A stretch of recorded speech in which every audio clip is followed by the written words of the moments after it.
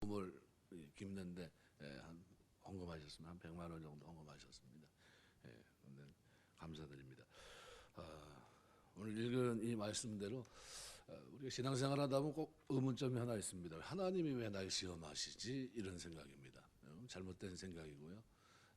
그래서 영어에서 보통 시험을 얘기할 때 세 가지가 있다고 말하죠. 테스트, 트리얼, 템프테이션. 트리얼은 시련입니다. 템프테이션은 유혹, 미혹 보통 이렇게 얘기를 하는데요. 사단이 하는 게 미혹입니다. 템프테이션. 하나님이 하는 게 시련입니다. 시련은 목적이 있어요. 인내를 만들고요. 온전한 자가 되게 합니다. 시련 자체가 뭡니까? 우리로 하여금 연단받게 하는 겁니다. 그래서 베드로서 1장 7절 보면 금보다 귀한 믿음을 갖게 연단하신다 그래서 연단이 도키티온이라는 단어인데요. 도키모스라는 단어죠. 도키모스. 연단하는 거예요. 이거 뭡니까? 트리얼입니다. 하나님 우리를 단련하시는 거예요. 그러니까 나에게 어려움을 줬는데 그 어려움은 어떤 그 어려움 속에서 내가 온전한 자가 되기 위한 어려움입니다. 그러니까 나를 어떻게 해요? 도자기를 굽고 완성했을 때 이건 아무런 흠이 없고 이제 갖다 내다 팔아도 되겠다 했을 때 그때 외치는 말이 도키모스입니다. 그러니까 그게 뭐예요? 단련받았다는 겁니다. 이걸 우리는 온전한 자로 우리가 생각하시면 됩니다. 그러니까 하나님의 시련은 목적이 분명히 있어요. 사람으로 인내 결실을 맺게 합니다. 그래서 야고보서 말씀을 보시면은 5장 말씀에서 바로 그 얘기를 합니다. 인내에 대해서 쭉 설명합니다. 5장 인내와 기도에 대해서. 그러면서 5장 11절에 이렇게 말합니다. 보라 인내하는 자를 우리가 복되다 하나니 너희가 욥의 인내를 들었고 주께서 주신 결말을 보았거니와 주는 가장 자비하시고 긍휼히 여기시는 이시니라. 인내하는 자를 복되다 했어요. 인내하는 자가 누굽니까? 야고보서에서 얘기할 때요. 온전한 자예요. 시련을 통과한 사람입니다. 하나님의 시험 테스트에서 오케이 사인한 사람이에요.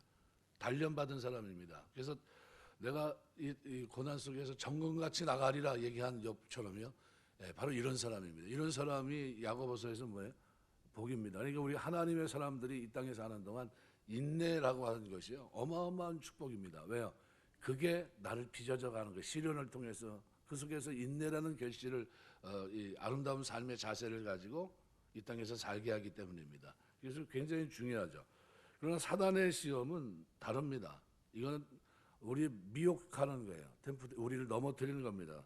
그래서 성경에 보면 창세기 22장 1절에 보면 하나님이 아브라함을 시험하사 이삭을 드리라고 하는 장면이 나오고요.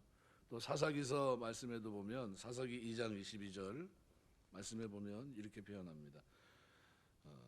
이는 이스라엘이 그들의 조상들이 지킨 것 같이 나 여호와의 도를 지켜 행하나 아니하나 그들을 시험하려 함이라 하시니라. 또 3장 1절에 보면 여호와께서 가나안의 모든 전쟁들을 알지 못한 이스라엘을 시험하려 하시며 이렇게 얘기합니다. 이 시험은 다 뭡니까? 믿음의 유무를 알아보시는 거예요. 시련의 자리로 집어넣는 걸 얘기합니다. 이때만 얘기한 것이 아니라 빌립에게도 우리가 알고 있는 요한복음 6장 6절에 보면 빌립에게 떡을 사서 이 사람들을 먹이겠느냐 이렇게 하시니 이렇게 말씀하시면 친히 어떻게 하실지를 아시고 빌립을 시험하고자 하심이라. 빌립의 뭐를 시험하신 겁니까? 믿음의 정도를 알아보신 거예요. 그러니까 우리가 다 뭡니까? 얼만큼 성숙했을까를 알아보신 거예요. 트리얼입니다. 그러니까 이거는 템프테이션이 아니에요. 하나님이 빌립을 시험해서 그를 넘어뜨리려고 한 게 아니에요.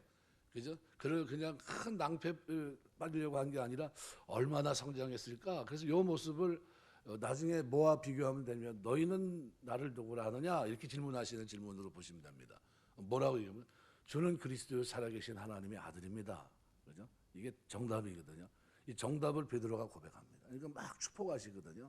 그러니까 이런 장면으로 그래서 이 야고보서에서 이런 부분들을 특별히 오늘 본문은 욕심과 관계돼서 만약 우리가 죄를 짓는다면 욕심 때문이다. 이 욕심은 누구와 관계된 겁니까? 사단이 우리로 하여금 넘어지게 하는 거예요. 이건 템프테이션입니다. 이건 욕심에 끌리지 말라는 거예요. 그래서 오직 각 사람이 시험을 받는 것은 자기 욕심에 끌려 미혹됨이니 뭐예요? 템프테이션입니다. 이거는. 그래서 욕심이 잉태한 즉 죄를 낳고 죄가 장성한 즉 사망을 낳느니라. 이거는 뭐예요? 실패입니다.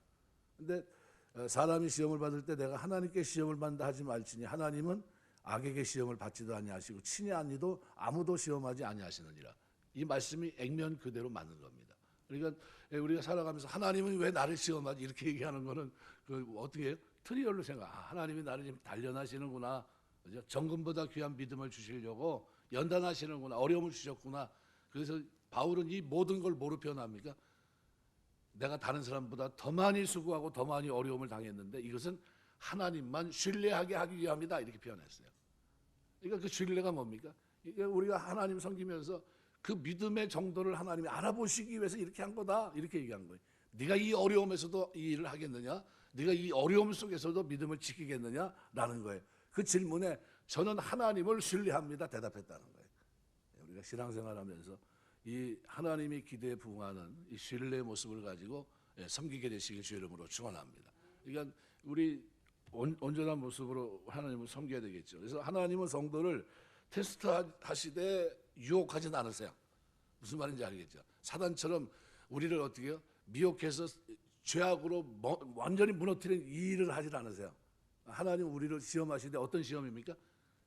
하나님의 백성으로서 온전한 자가 되기 위한 트리얼입니다. 시련의 속에서 연단받게 하시고 그 속에서 어떻게 하나님의 사람으로 온전한 사람으로 이 땅을 하나님을 신뢰하는 사람으로 인내하는 사람으로 살아갈 수 있도록 도우시는 거예요.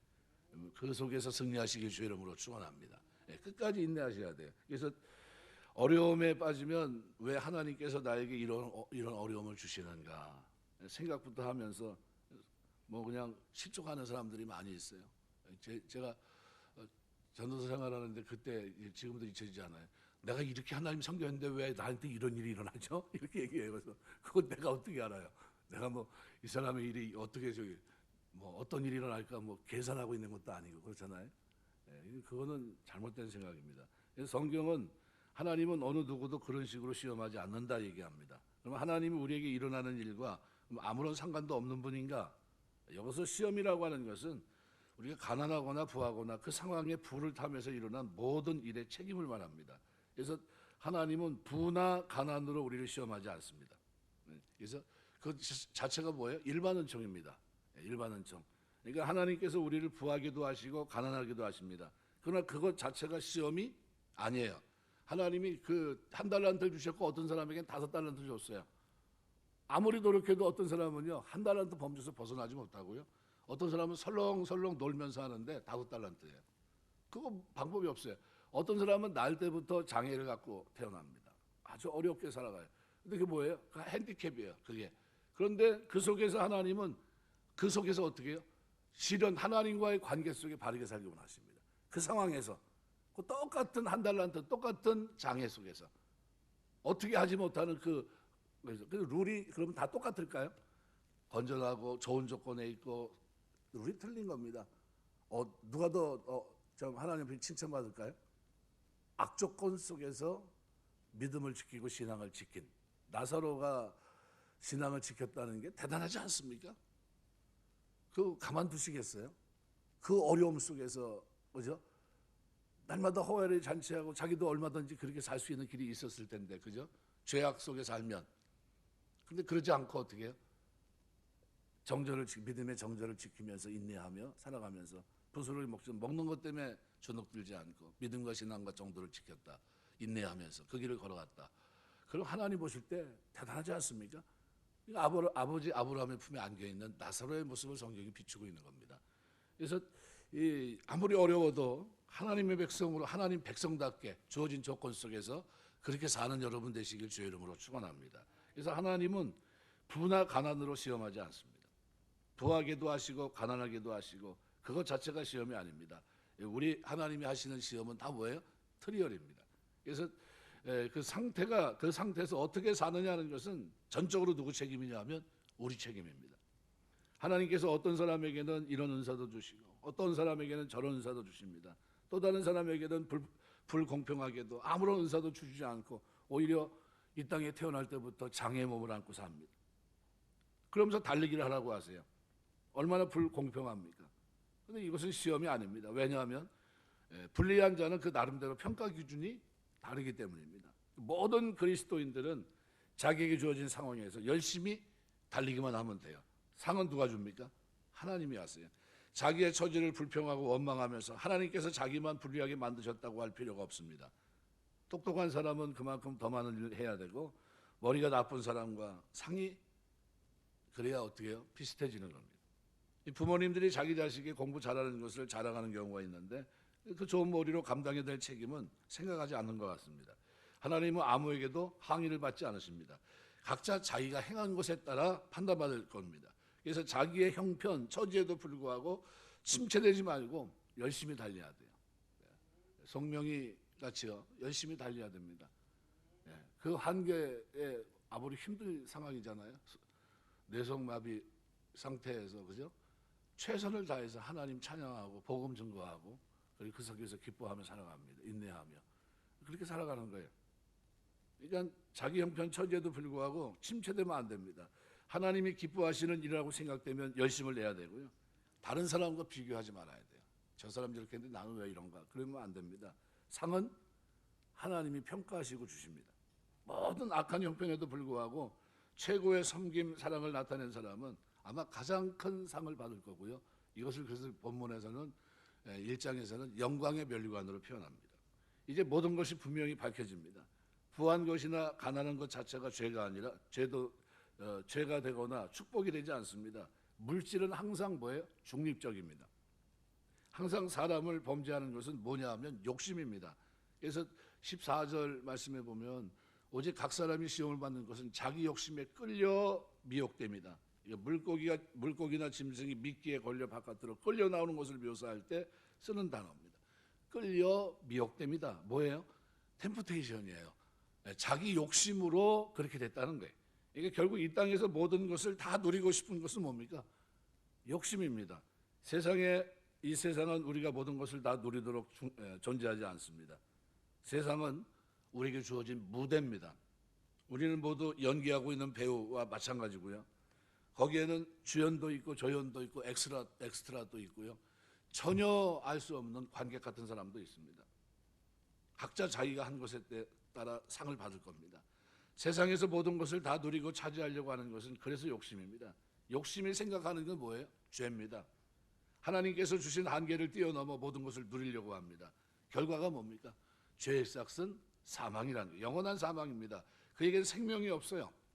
섹스피어 희곡 율리우스 시저에 보면 이런 대목이 나옵니다. 브루투스여, 잘못은 저 하늘의 별에 있는 것이 아니라 그 밑에 있는 우리들 속에 있는 것이라네. 그 밑에 있는 우리들 속에 있는 것이라네. 이게 결국 누구 책임입니까? 우리 책임이라는 거예요. 모든 시험에 대한 궁극적인 책임은 누구에게 있습니까? 본인 자신에게 있어요. 그래서 잠언 19장 3절 보면 사람이 미련함으로 자기 길을 굽게 하고 마음으로 여호와를 원망하느니라. 사람이 미련하기 때문에 자기 길을 굽게 한다는 게 뭡니까? 죄를 진 겁니다. 자기가 욕심 때문에 그렇게 해놓고서 누굴 원망해요? 하나님 원망해요. 하나님은 우리를 어떻게 시험합니까? 안 합니까? 하나님 우리를 트리얼 하시지 절대로 어떻게 템프테이션 하지 않으세요. 시련에 놓고 연단하시죠. 온전한 사람으로, 인내 사람으로, 하나님이 기뻐하는 사람으로 만들기 위해서 시련을 주시죠. 하나님 의뢰하라고. 그런데 템프테이션을 안 하세요. 미혹, 미끼. 그 죄를 통해서 어떻게 쓰러지게 하고 넘어지게 하고 다시는 하나님 앞에 돌아오지 못하도록 하는 이 일을 하지 않았어요. 오히려 하나님은 그런 상황이 있는 사람들을 회복시키는 일에 관심이 많으세요. 그래서 15절은 이렇게 표현합니다. 욕심이 잉태한 즉 죄를 낳고 죄가 장성한 즉 사망을 낳느니라. 토마스 아켄페스 그리스도를 본받아 아주 유명한 고전인데요. 이 책을 쓴 토마스 아켄페스가 이런 얘기를 합니다. 처음에는 마음에서 생각만 하다가 머릿속에서 생생하게 그려보게 되고 마침내 상상이 무르익으면 결국 행동으로 구체화되어 영원한 파멸을 맞게 된다. 이렇게 얘기해요. 이게 뭡니까? 욕심의 결과야. 그러니까 우리 이런 사람이 누가 있습니까? 여호수아 7장에 기록된 아간이에요. 아간이. 그죠? 뭐 때문에 그렇게 됐습니까? 욕심 때문이에요. 그 욕심을 자기가 낼게 자기가 아니잖아요. 그런데 욕심을 냅니다. 그리고 어떻게 해요? 생각만 해도 그것이 올바르지 못한데 그 생각이 자리를 잡게 하고 거기에 행동까지 수반됩니다. 그럼 어떻게 됐어요? 결과가 죽고 말았어요. 심판받고. 이거 그런 모습이에요. 이거 오직 영원한 멸망과 심판밖에 없습니다. 그러므로 이 세상에서 세상 사람들처럼 모든 것을 다 누리려고 하지 말아야 됩니다. 그렇다고 해서 모든 것을 다 잃어버리고 금욕적으로 고행하듯 살아야 된다 이런 뜻이 아닙니다. 우리에게 주어진 것을 누릴 수 있습니다. 주님이 주신 작은 것들을 우리는 얼마든지 누리며 살아야 돼요. 그러나 욕심이 우리 마음을 지배하고 그것 때문에 염려하고 믿음으로 더 나아가야 할 것을 나아가지 못하고 만일 주저앉는다면 그것은 잘못된 겁니다. 그것은 어떻게 하나님의 뜻을 저버린 거예요. 그것은 죄지는 것이고 그의 삶은 죽은 거예요. 그래서 성경 뭐라 일락을 좋아하는 자는 살았으나 죽었느니라 그랬어요. 일락, 일에 대한 즐거움 속에 사는 게 우리가 볼 때는 어떻게 살아있죠. 그런데 따지고 보면 어떻게 해요? 죽었다는 겁니다. 왜? 욕심에 끌려간다면 아무 의미가 없다는 거예요. 그거는. 그러면 안 된다는 거예요. 그럼 우리가 해야 될 일은 뭡니까? 조금 더 쌓는 게 문제가 아니라 더 중요한 건 뭡니까? 하나님의 사람으로서 이 땅을 살아내는데 거기에 초점이 맞춰져 있거든요. 거룩한 백성으로. 그러니까 그걸 잊지 마셔야 됩니다. 그래서 욕심이 우리 마음을 지배하고 그것 때문에 염려하고 믿음으로 더 나가야 될 때 나가지 못하고 주저앉지 않도록 늘 돌아봐야 됩니다. 많은 사람들이 책임을 느끼지 않고 즐기려고만 합니다. 참된 기쁨은 하나님과의 온전한 관계, 바른 자세에서 나옵니다. 경건함, 거룩함 속에 있습니다. 말씀 속에 자신에게 주어진 것으로 남을 섬길 때 그것이 최대 행복이고 누리는 삶이고 이것이 사는 거예요. 그래서 제가 바울이 했던 게 뭡니까? 장막을 깁는 일을 하면서 수고하여라는 단어를 제가 설명했죠. 어떻게 해요? 아주 열심히 수고한 걸 얘기하는 겁니다. 그래서 그 수고한 걸 가지고 어떻게 한 겁니까? 섬긴 거예요. 자비랑 성결한 겁니다. 네. 그거 하나만 보면 알아요. 그 사람이 어떤 사람인지. 예, 하나님 앞에. 예, 마치 이 세상의 세상이 모든 것인 것처럼 시간을 낭비하고 뭐 술이나 퍼마시고 방탕하며 산다면 그 사람은 자기에게 행복한 삶이 주어졌음에도 불구하고 자기보다도 훨씬 더 불리한 조건에서 더 아름답게 산 사람보다 의미 없이 산 것에 대해서 책임을 져야 할 겁니다. 지금 욕심으로 달려가고 있다면 이미 죽음의 그림자가 드리워져 있는 겁니다. 그 삶에는 생명력이 없습니다. 실컷 자기가 하고 싶은 대로 하면서 사는 사람들이 있어요. 로마서 1장에 보면 내어버려 두셨다고 그랬어요. 내어버려 두셨다. 이게 심판입니다. 그 얼굴에는 생명력이 없습니다. 그의 삶은 권태롭고 신경질적이고 회의적입니다. 그러나 자신의 이기적인 욕망을 억제하고 남을 위해 자신에게 주어진 것을 사용한 사람들의 얼굴을 보면 엔돌핀, 다이돌핀이 도는 거예요. 눈이 빛나고 생기가 넘칩니다. 우리 삶의 죽음은 바로 여기서부터 이루어지는 거예요. 욕심을 어떻게 정리하느냐 하는 거죠. 그래서 이 13절에 12절에 나와 있는 시험과 13절에 나와 있는 시험은 다릅니다. 그래서 1절에서 12절까지 믿음의 연단 위에 하나님께서 허락하시는 시련, 욥의 연단, 인내, 이거와 12절이라면 13절 시험 페이라죠. 사단으로부터는 유혹, 템프테이션입니다. 인간으로 악을 행하도록 하는 사단의 계략을 말합니다. 이것은 결국 어떻게 해요? 하나님 말씀을 듣고 자기 스스로 돌이켜야 되죠. 출애굽기 20장 20절 보면 모세가 백성에게 이르되 두려워하지 말라. 하나님의 임하심이 너희를 시험하고 너희로 경외하며 범죄하지 않게 하려 하십니다. 하나님의 시험 트리얼은 뭐예요? 범죄치 않고 하나님 경외하기 위해서 주시는 거라는 겁니다. 신명기 8장 16절 내 조상들도 알지 못하던 만나를 광야에서 내게 먹이셨나니 이는 다 너를 낮추시며 너를 시험하사 마침내 내게 복을 주려 하십니다. 하나님이 만나를 주신 이유가 뭡니까? 복 주시려고. 근데 그 이유가 뭡니까? 너를 시험했다는 거 뭡니까? 사람이 떡으로만 나는 것이 아니라 하나님의 입으로 나오는 말씀으로 사는 것이다. 이걸 깨닫게 하시며 그 속에 살게 하는 거, 그거를 어떻게 해요? 시험하신 거예요. 이제 말씀 붙잡고 살 수 있을까? 가난에 들어가면 저 사람 풍속대로 쫓아가지 말고 말씀 앞에 아멘하고 순종하면서 그렇게 거룩한 백성으로 살 수 있을까? 얼마나 성숙했을까? 그걸 보시기 위해 40년간 어떻게 해요? 하나님의 능력의 장중에 붙들림 받아 쓰임 거기서 먹게 하신 거예요. 만나를 조상들이 먹지 못했던 만나를 그들에게 먹고 시험하신 거예요. 트리얼 그들이 하나님을 신뢰할 수 있고 그 속에서 어떻게 해요? 온전한 자로 인격을 갖출 수 있도록 하나님이 그렇게 하셨다는 겁니다.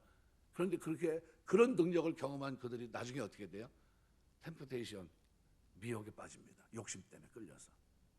그리고 하나님을 원망하고 막 그럽니다. 이 미혹이라는 건 미끼로 물고기를 잡는 걸 말합니다. 15절은 결국 이것이 장성하면 어떻게 돼요? 죄된 행동이 인간의 마음, 의지를 완전히 장악해서 결국은 행동이 습관적으로 반복적으로 계속해서 행해지고 있다는 것을 말씀합니다. 말씀하겠습니다. 우리 신앙생활은 그래서 두 가지예요. 하나님의 시련 속에서 그런 하나님 앞에 인내를 갖추면서 온전한 자로 하나님을 신뢰하는 자로 이 땅을 살고 있는지, 아니면 욕심에 끌려 미혹됨으로 나도 모르는 사이 이미 어떻게 해요? 하나님과 관계없이 세월을 소진하고 있는지, 이 두 차이입니다. 그러니까 우리에게 주어진 시간을 잘 쓰시길 주의 이름으로 축원합니다. 이 시간들이 하나님과 동행하고 하나님과 걸어가면서 말씀대로 살아가 하나님을 신뢰하는 그런 시험 속에 우리가 살아갈 때 하나님은 우리를 보면서 도키모스, 네가 연단받았구나, 금보다 귀한 믿음을 가졌구나, 네가 시련 속에서 인내하는 사람으로 온전한 자로 이 땅을 살았구나 하면서 우리를 어떻게 해요? 축복하실 줄 믿습니다. 그 사람들에게 영광의 멸류관이 있어요. 그래서 중요한 건 뭡니까? 하나님은 사람을 시험하지 않으세요. 여기에 대해서는 여러분이 확실히 인식하셔야 됩니다. 그렇죠? 악으로 시험을 떨어뜨린 건 누굽니까? 다 미혹, 템프테이션이에요. 그러나 하나님은 우리에게 뭐예요? 터리어를 하십니다. 시련을 통해 연단받고 인내하면서 어떻게 해요? 장성한 자, 온전한 자가 되게 하시고 하나님을 신뢰하는 자로, 말씀을 순종하는 자로 살 수 있게 하십니다. 그 은혜와 축복이 저와 여러분의 삶 속에 온전한 모습으로, 인내의 모습으로 주 앞에 쓰임받는 모습으로 있게 되시길 주의 이름으로 축원합니다. 기도하겠습니다.